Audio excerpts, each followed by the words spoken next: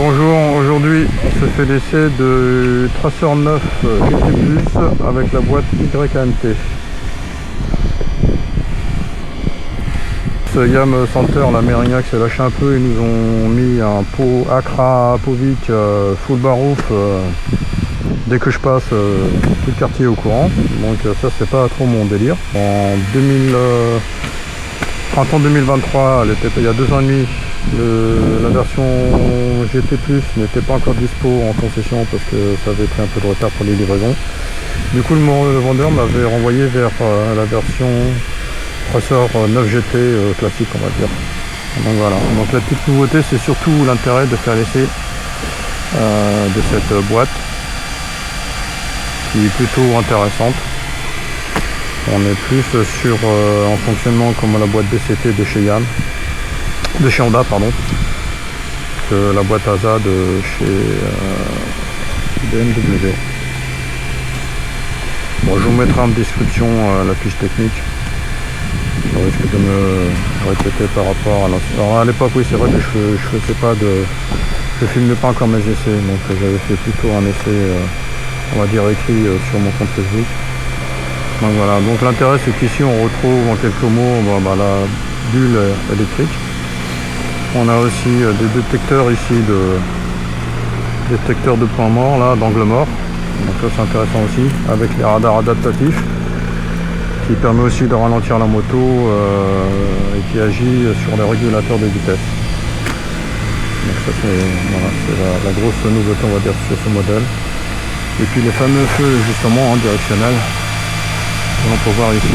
Bon, sur le papier c'est pas très joli, mais une fois qu'on la voit de face, ça passe. Voilà.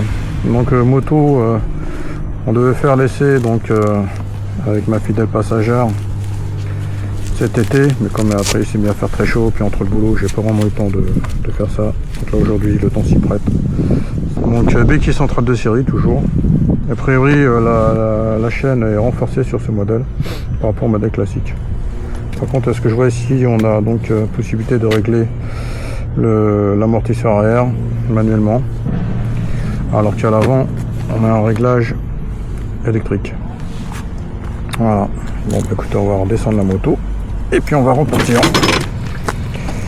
L'essai va être assez court parce que pour le coup on a un petit peu tourné en rond là pour essayer de trouver un endroit où être un peu tranquille. Moi, comme vous pouvez le voir ici, on a des petites palettes là, ici plus et moins en dessous.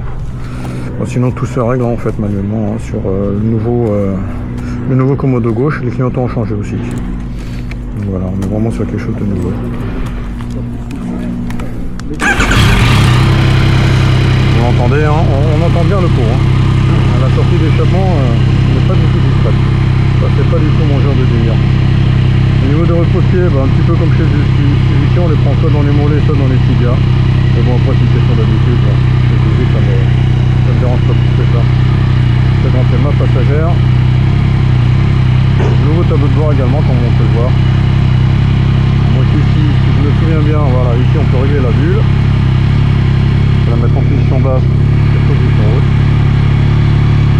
Avec une impulsion sur la petite astuce. Donc là on est en mode tout auto, le mode B. Donc ici après je peux passer sur le mode C. Ça me permet moi de prendre la main avec les petites palettes. Allez, on est reparti. Donc du coup vous voyez hein, là, on n'a plus de possibilité de passer de vitesse au pied. On est reparti.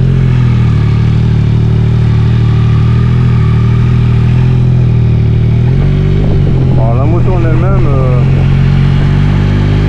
au niveau de son utilisation, de son comportement, on est sur, il n'y a pas de grande différence je trouve personnellement par rapport à la gamme Tracer 9.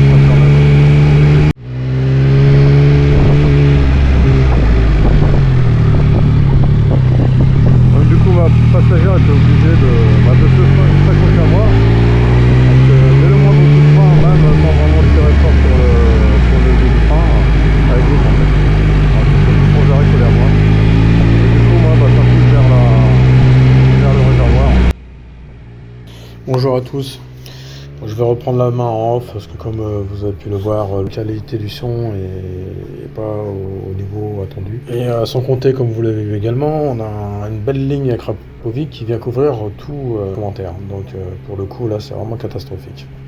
Mais bon allez, c'est pas bien grave, on va rebondir. On a donc une roue de 17 sur 120 par 70. Le pneu arrière quant à lui est également de 17 pouces, qui fait 180 par 55. Donc les deux bien sûr sont des pneus tubeless. On est donc sur le moteur de 890 cm3, le fameux CP3 que tout le monde connaît bien, avec une puissance de 119 chevaux à 10 000 tours, pour ça n'a pas changé. Et pour le couple max également, on est à 9,5 m/kg à 7 000 tours minute. On a une chaîne donc de transmission renforcée a priori, c'est ce qu'indique la fiche technique. La capacité du réservoir n'a toujours pas changé, on a toujours 19 litres. On a une hauteur de selle réglable de 845 mm pour la position basse à 860 mm pour la position la plus haute. Cette belle Tracer 9 GT+ est annoncée pour un poids total de 232 kg tout plein fait. Le nouvel écran TFT de couleur est de 7 pouces. Un shifter donc à la main sur les petites palettes. Il ne dispose plus du sélecteur de vitesse. On a également maintenant un démarrage doté du système keyless. On a ici toujours les fameuses poignées chauffantes avec 10 niveaux sur les différents niveaux de chauffe. On a également le fameux pare-brise à réglage électrique, les valises de 30 litres. On a aussi donc le fameux système de radar avec donc les témoins d'angle mort sur les rétros, feu adaptatif en virage, les tout nouveaux commodos aussi qui sont rétro-éclairés, l'indicateur de pression des pneus, le système de freinage automatique en fait avec les caméras et les détecteurs à l'avant et à l'arrière, donc en fait qui ralentissent la moto si vous vous rapprochez trop d'un véhicule. La position ergonomique, je la trouve très bonne par rapport à la position triangle. Donc les genoux sont un peu repliés vers l'arrière, type Aeroster, mais bon, je pense que c'est certainement pour l'attaque, vu que de toute façon on est sur le CP3. Les bras, quant à eux, ils tombent bien sur le guidon et ils ne sont pas tendus. Je crois que le guidon d'ailleurs a été revu par rapport à la version 2023, si je ne dis pas de bêtises. Le dos reste droit également. Pour autant, malgré une selle qui a été redessinée pour 2025, celle-ci oblige une assise qui est penchée vers le réservoir.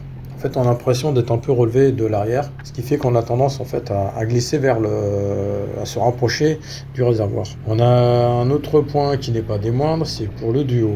Alors pour le duo, ma passagère, donc bon là on entend très mal dans les vidéos, mais comme je le disais lors de l'essai en dynamique, j'ai ma passagère qui glisse également et qui se retrouve collée à moi. Si messieurs roulent avec madame, là du coup vous allez être collé serré, on se retrouve collé au réservoir et avec madame qui vous pousse derrière, qui est obligée de s'agripper à vous d'ailleurs. Est-ce qu'avec l'option du top case, ça va permettre à la passagère de pouvoir se caler et d'avoir une meilleure position, ce qui va éviter lui éviter de se retrouver trop près du pilote. Ça sera intéressant de pouvoir faire l'essai avec le top case. Malheureusement il est en option et je doute que vous ayez la chance de pouvoir faire un essai avec un top case monté sur la moto. Le tout nouveau tableau de bord TFT, il est clair, il reste parfaitement lisible et d'ailleurs ça change du fameux tableau de bord qui était à double écran qu'on avait sur la version GT modèle on va dire classique. Je crois que c'est depuis 2025.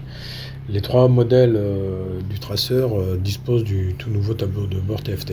Et il a un gros avantage, il a une casquette, mais en plus de cela, on n'est pas gêné par quelconque dû au soleil. Donc là par contre, il est parfaitement lisible. Même avec le soleil dans le dos, vous avez un écran qui est vraiment très bien, il est clair. Il n'est pas trop surchargé au niveau des infos. Donc ça c'est plutôt un bon point aussi. Par contre je ne vais pas rentrer dans les détails des menus, sous-menus, des réglages, bon c'est pas le but. Je pense que vous aurez sûrement des vidéos qui doivent traîner sur YouTube pour aller sur les réglages.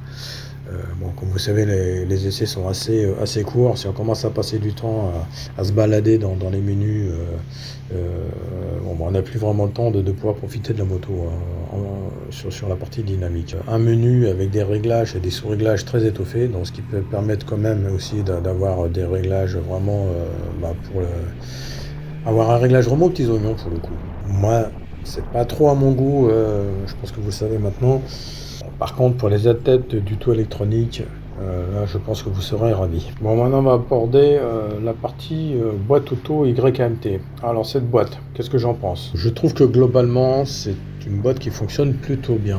Sans vous parler de ce que j'en pense de suite, je vais quand même vous annoncer les modes dont elle dispose. Donc, elle a 2 modes, je dirais, enfin, plutôt 3 modes. En fait, on a un mode D, et ce mode D, il dispose de deux modes. Le mode D, on va dire tout auto, pour ceux qui connaissent la boîte à double embrayage DCT, on est sur l'équivalent du mode D et également le mode D de la boîte ASA de chez BM. Malheureusement, les rapports passent très tôt, ce qui fait qu'on a tendance à être toujours en sous-régime. Ça, c'est vraiment gênant et c'est quelque chose que je n'aime pas du tout. Voilà, sur ces 3 boîtes automatiques. On a un mode D+, que je n'ai pas utilisé, mais d'après ce que j'ai compris, c'est un mode qui donne un côté un peu plus dynamique au mode D. Et peut-être qui serait peut-être plus adapté justement quand on roule sur le mode D. On a le mode manuel. Le mode manuel, par contre, ici, en fait, il permet de prendre la main sur les petites gâchettes. Donc, comme on n'a plus de sélecteur de vitesse, on va dire le mode avec les petites palettes fonctionne comme un quick shifter mais à la main en fait. Donc ce qui fait que vous pouvez prendre la main pour le coup, et là du coup c'est vous qui conduisez tout le temps selon vos souhaits en fait. Vous montez, vous descendez vos rapports. Comme toute boîte auto, même si vous êtes en mode tout auto sur le mode D, vous pouvez toujours prendre la main à n'importe quel moment. Si vous voulez monter, je pense qu'il y aura plus de mal, mais plutôt pour descendre 1 ou 2 rapports, ça c'est tout à fait possible. Cette boîte doit certainement aussi s'adapter par rapport à votre mode de conduite. Encore une fois, les essais sont très courts. Lorsqu'on a une moto avec laquelle on roule tous les jours, bon, je pense que la boîte elle-même, c'est des boîtes dites intelligentes qui vont s'adapter à notre façon de conduire. Moi, ce qui me gêne un petit peu, encore une fois, c'est en mode D, quand on est en mode tout auto, on a toujours ce problème, on ne sait pas trop quand les rapports vont passer. Donc ça c'est toujours gênant parce que on va être par exemple sur un rond-point, ça va rester en sous-régime ou on ne sait pas pourquoi, d'un coup ça va vous passer, ça va redescendre d'un rapport au moment où on s'y attend pas. Et ça c'est toujours un petit peu embêtant. Je vous l'ai dit, la boîte fonctionne plutôt bien.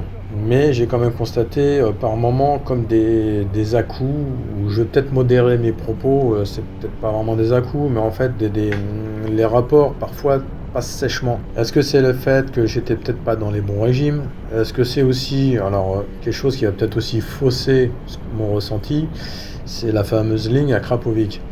Je peux vous dire que c'est assez bruyant et c'était vraiment gênant pour pouvoir se concentrer sur mon mode de pilotage, quoi. Et même ma fille qui était derrière moi, elle avait des retours et alors peut-être qu'avec des balises, la passagère sera peut-être un peu plus protégée, mais croyez-moi, ça a été autant désagréable pour ma fille que pour moi-même. Est-ce que justement avec la ligne Accra, ça a peut-être accentué ce phénomène? Franchement, je sais pas. Je l'ai pas trouvé aussi fluide que la boîte DCT. Alors, encore une fois, je veux pas mettre en avant la boîte DCT, mais malgré tout, c'est comme une boîte qui a quand même évolué depuis à peu près 12-13 ans, 14 ans, je sais plus exactement. Je crois que c'est 2012, donc elle s'est améliorée.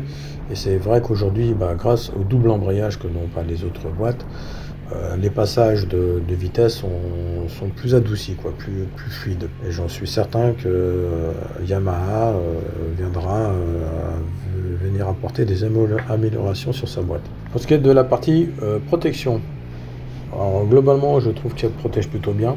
On est bien protégé derrière le réservoir. Les jambes et le buste ne sont pas directement exposés. Il me semble qu'en 2023, également, l'ancien modèle protégeait aussi bien. Je ne pense pas qu'il y ait vraiment eu une très très grosse évolution à ce niveau-là. Après, je peux me tromper. Par contre, j'ai remarqué au niveau du carénage sur les parties, sur les côtés, il a des espèces de des petites lamelles en fait, qui permettent sûrement de mieux évacuer peut-être la chaleur, ou qui fait peut-être mieux, en tout cas, fait passer le flux d'air. C'est quelque chose que j'ai pas le souvenir d'avoir vu ça sur l'ancien modèle. Bon, comme vous l'avez vu, la bulle est électrique, mais par contre, moi j'ai un gros bémol là-dessus. C'est que malgré, alors je mesure encore une fois 1m74, ça n'a pas dû trop bouger. Franchement, la position, aussi bien en position basse qu'en position haute, moi en tout cas personnellement, elle ne m'a pas protégé. Enfin, je prenais tout dans le casque, quoi. Et même en position basse, dès que je me suis engagé à accélérer sur la voie d'insertion, rapidement, j'ai pas été au-delà des 90 km/h, quoi. J'ai senti vraiment qu'il n'y avait pas de protection, que je prenais tout, quoi. Donc là, par contre, pour moi, encore une fois, cette bulle ne protège pas suffisamment. Et c'est quand même regrettable pour une moto qui se veut routière.